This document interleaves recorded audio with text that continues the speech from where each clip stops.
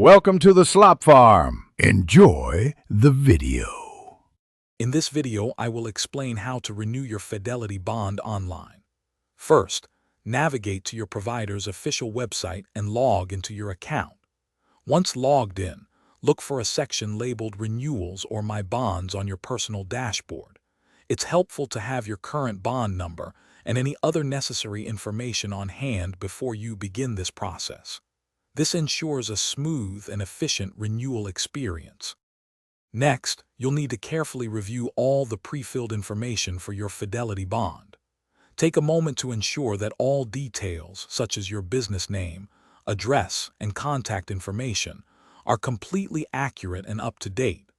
Also, double-check the bond's coverage amount and the proposed effective dates for the renewal period. Making sure everything is correct now saves time later. Once you've verified all your bond information, proceed to the payment section. Here, you can select your preferred payment method, such as a credit card or bank transfer, to cover the renewal fee. Enter your payment details securely and confirm the transaction. After successful payment, give your entire application one final review. Then click the Submit button to finalize your Fidelity bond renewal.